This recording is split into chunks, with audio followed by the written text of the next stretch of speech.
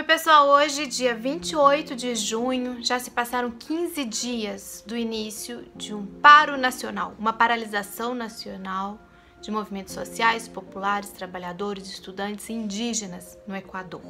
Não sei se vocês estão acompanhando, mas tem sido bastante dramáticas as notícias que temos recebido pela repressão e o massacre contra a população que tem se levantado contra o governo Guilherme Lasso. Eu quero falar sobre isso no nosso vídeo de hoje. Eu sou a Ana Prestes, essa aqui é a coluna Miramundo e nós estamos na TV Grabois.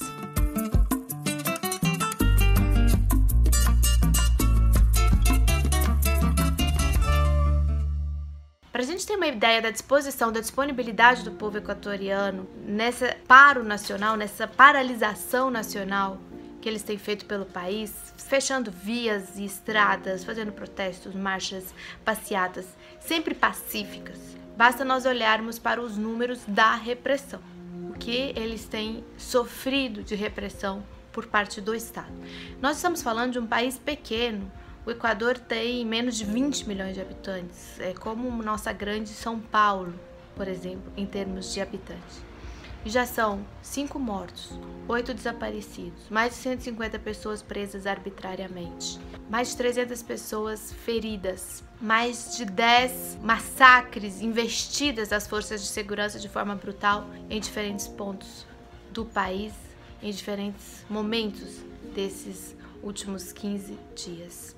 Essa atividade ou essa marcha ou essa demanda por pontos que eles falam que são os 10 pontos básicos para a sobrevivência do povo equatoriano nesse momento, começou por múltiplas vias.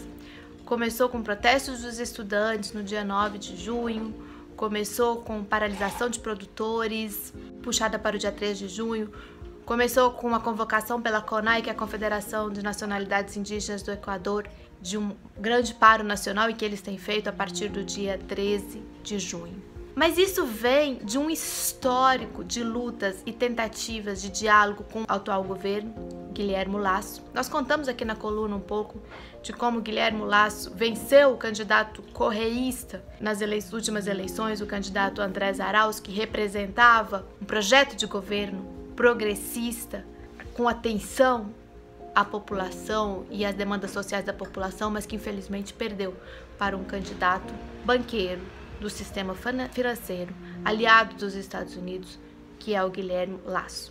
Existe todo um histórico de tentativas de diálogo, tentativas de colocar sobre a mesa as demandas urgentes do povo equatoriano que não foram cumpridas, não foram aceitos esses diálogos e quando houve, não foram encaminhadas as demandas. Por isso se gerou essa grande insurgência social que hoje vive o Equador.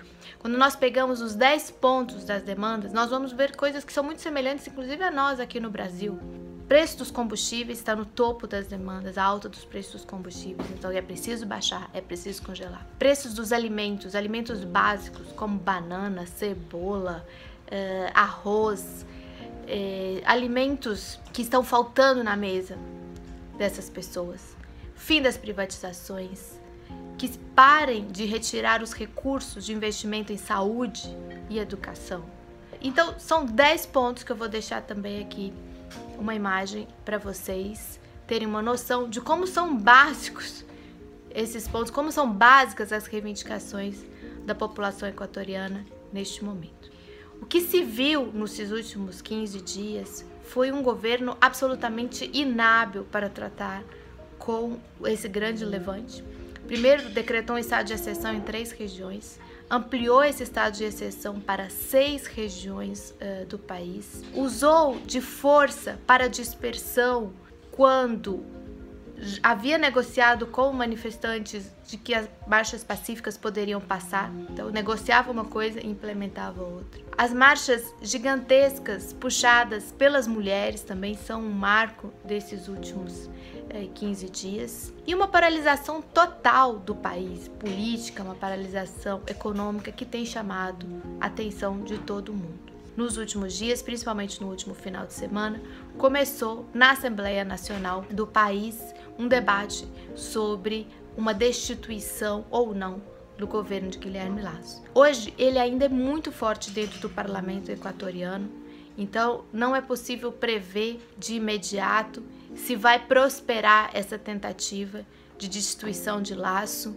para que sejam convocadas novas eleições, que é o que a população percebe hoje como o mais urgente a ser feito diante da incapacidade do diálogo, diante da incapacidade de dar respostas às demandas que têm sido feitas e que tem sido o motivo de toda essa mobilização. Gente, se vocês tiverem maior interesse, dêem uma olhada no Twitter, deem uma olhada em outras fontes de informação que nós aqui também podemos disponibilizar para vocês. São manifestações gigantescas, impressionantes, absolutamente impressionantes, de uma expressiva maioria indígena, mas também que conta com estudantes, com trabalhadores, comerciantes, mulheres da cidade e do campo, que vão se juntando em uma capacidade impressionante de resistir e de ser resiliente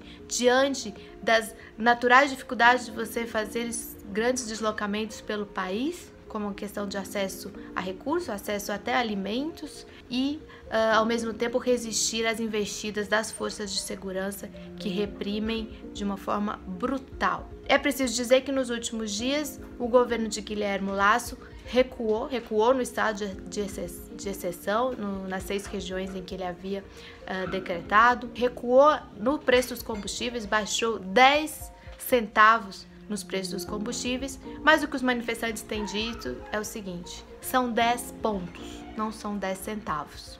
Então, tudo indica que essa mobilização nacional vai continuar, que as marchas vão prosseguir e que o parlamento equatoriano tem uma grande questão em suas mãos.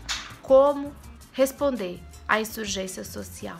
Há condições de continuar o governo de Guilherme Lasso?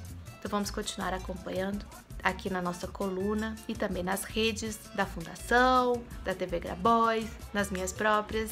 Se você gostou desse vídeo, divulga, compartilha, comenta e na próxima terça-feira estamos aqui de volta.